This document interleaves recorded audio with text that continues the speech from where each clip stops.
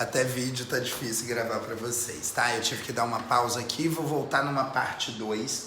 Eu tava falando para vocês que o processo de seleção, tô até olhando aqui para não me perder, eu tava já finalizando, a gente já tá finalizando a revisão.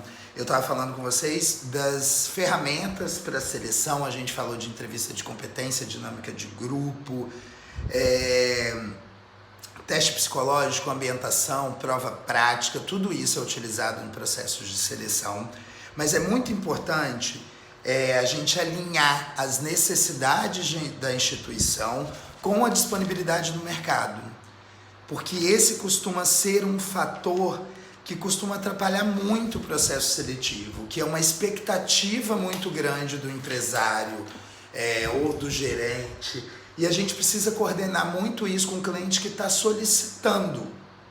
A gente precisa coordenar muito no sentido de explicar realmente quais são as possibilidades de contratar alguém com aquele perfil que ele está buscando. E que muitas vezes, gente, é um perfil muito difícil. Então a gente precisa ser muito franco, comprovar isso, provar, mostrar para o gerente ou para o dono da empresa, para quem quer que seja o cliente que a gente está atendendo naquele momento, a realidade. Não dá para fantasiar, não dá. Eu já vi muito RH, eu já fiz muito isso, no intuito de atender de toda forma a necessidade daquele cliente, principalmente quando eu comecei a trabalhar com consultoria, principalmente quando eu mudei para cá para o interior. Eu já atendi cliente aqui que tinha uma expectativa de um candidato que super-herói, né? Eu falo que tem empresário que tem a síndrome de super-herói, de acreditar que você vai achar aquele colaborador que vai fazer tudo para receber R$1.200. No interior a gente tem muito isso. Você quer que o cara faça tudo? Pague por tudo. E você precisa ser muito franco com o contratante. Precisa deixar muito claro e mostrar para ele. Lógico que você vai buscar o melhor candidato com o melhor perfil para atender de forma mais completa a necessidade da empresa. Mas não tem como a gente fazer milagre, né? Não tem como a gente criar alguém perfeito. E muitos empresários buscam esse sujeito perfeito. Então é fundamental alinhar as necessidades da organização com a disponibilidade do mercado de trabalho. Ok? Bom, a gente vai falar agora sobre um último ponto muito importante, que foi o artigo da revista que a gente leu, da Você RH, que chamava Falha no Sistema, que falava sobre as dificuldades no recrutamento e seleção. Ali vocês tiveram uma série de exemplos de como os erros são comuns. Cerca de 74% das empresas que participaram dessa pesquisa mostram e assumem erros no processo de seleção. E por que acontece esse erro?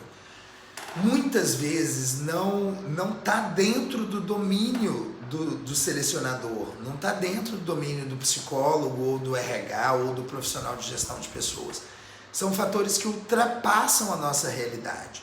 E esses erros no processo seletivo, eles são muito prejudiciais, porque eles geram gasto, eles geram perda de tempo, eles geram interrupção de processo. Então, por isso que a gente sempre tem que trabalhar para colocar aquele candidato da melhor forma possível. E isso reduz então, quanto mais baixo for o índice de turnover, que é aquilo que eu já falei para vocês, que é o índice de entrada e de saída, né? É uma média que é feita. E a gente vai ter uma aula sobre isso ainda, que eu vou ensinar todo o processo de turnover. Então, dentro do processo de turnover, é fundamental que essa média seja cada vez mais baixa. Porque se você não precisa substituir, entrar e sair com o colaborador na empresa, é sinal de que o processo seletivo não está tendo erro. Você está conseguindo uma assertividade no seu processo seletivo. Mas é importante a gente lembrar o porquê que esses erros acontecem. Eu fiz uma relação baseada na pesquisa de alguns fatores impotenciais e eu quero discuti-lo com vocês. Primeiro fator que eu acho muito importante, que causa muito erro, é a crença do selecionador de que aquela deficiência que você identificou, deficiência de competência, que você identificou no processo seletivo, aquele sujeito vai evoluir. É a crença de que ele vai desenvolver, de que ele não vai cometer mais aquela falha que você está identificando ali como sendo uma falha. Então, se você acredita que ele tem potencial para melhorar e ele não melhora, você tem um erro no processo seletivo.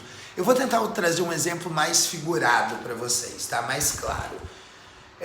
Eu preciso contratar um vendedor e pro vendedor é fundamental que seja um bom comunicólogo, é fundamental que ele saiba se expressar, vender, se comunicar, convencer, estudar, apresentar uma série de ferramentas e de argumentos para conseguir uma conclusão de venda saudável. Se o cara não é um bom comunicador e eu consegui perceber isso no processo seletivo e eu acredito que ele vai melhorar, eu estou apostando. Isso é uma crença na melhoria. Esse é um dos principais erros em processo seletivo. O segundo é mentira no currículo, né? Aquilo que eu contei para vocês na aula. Muito candidato mente, mas mente lavadamente. E na maioria das vezes a gente acredita nessa mentira, porque tem gente que tem o poder e o potencial de convencer a gente a tal ponto que a gente acredita que ele não vai cometer aquela falha, né? Que aquilo é verdade. É o lance do inglês que eu falei com vocês. Inglês intermediário não existe. Ou você fala, ou você não fala. Ah não, eu só entendo. Então só entendo não serve para o mercado de trabalho. No mercado de trabalho, de uma vaga, e aí eu não estou dizendo que todo mundo tem que saber falar inglês no mercado de trabalho, o que eu estou dizendo é que tem vagas que necessitam obrigatoriamente do inglês, como uma competência pré-mapeada. Se é uma necessidade, não adianta você contratar alguém com inglês intermediário acreditando que ele vai melhorar, ele não vai aprender a falar inglês em 2 semanas. Lógico que tem gente que aprende, mas na maioria das vezes não é assim que acontece. Depois que ele consegue a vaga, ele não vai correr atrás disso. Então, primeiro ponto que é erro comum em processo seletivo, crença na melhoria. Segundo, mentira no currículo. Terceiro, uma pressão na empresa para o preenchimento rápido da vaga. Isso muitas vezes faz com que a gente cometa erros no processo seletivo. Quarto, a dificuldade de achar candidatos com qualificações específicas. E aí vocês podem lembrar do exemplo que eu dei da contratação do engenheiro de guindaste que eu fiz para a Petrobras, que eu fiquei 6 meses no processo seletivo, numa vaga milionária, de R$42 mil, mais benefícios, 38 mais benefícios, dava quase 48. Agora eu já até me esqueci, mas é mais ou menos essa média de valor. Por que isso era tão difícil? Porque cobrava e demandava qualificações muito específicas. Então, muitas vezes, a gente tem muita dificuldade de encontrar esse candidato. Então, a gente acaba trazendo um candidato que não atende todas as especificações. Ou atende 70%, sendo que eu podia trabalhar por alguém que atendia 80%. Quinto ponto, foco nas habilidades e não no comportamento. É a seleção que você busca muito habilidade técnica e não mapeia habilidade comportamental. Por exemplo, não analisa como aquele perfil comportamental vai lidar e vai trabalhar com um gerente, de repente, autoritário. Se alguém é autoritário, você vai colocar com outro autoritário, 2 bicudos não se beijam, no final não vai dar certo.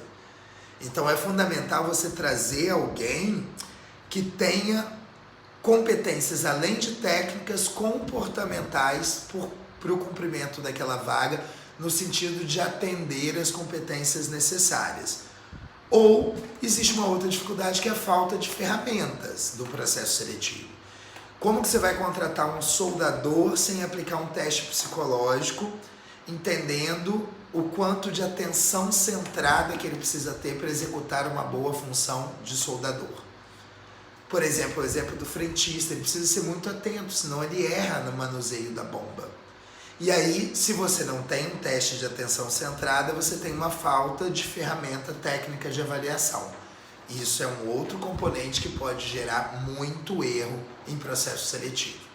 Para a gente finalizar a nossa revisão e nossa ideia, eu quero muito que vocês pensem no quanto o nosso papel como psicólogo, como RH, como gestor de pessoas, é fundamental no desenvolvimento de uma organização e no sucesso de qualquer organização. Porque somos nós que olhamos para o ser humano. Somos nós que vemos para além, de forma atravessada e transparente, o sujeito inserido numa organização. Porque esse sujeito ele tem uma vida, ele tem um casamento ou um não casamento, ele tem relações interpessoais que ultrapassam a empresa. E se a gente não olha para essas relações interpessoais, não olha o como tudo isso impacta no comportamento desse sujeito, inevitavelmente a gente não vai conseguir olhá-lo como um colaborador completo. E isso precisa vir no recrutamento e na seleção, passando pelo treinamento e pela orientação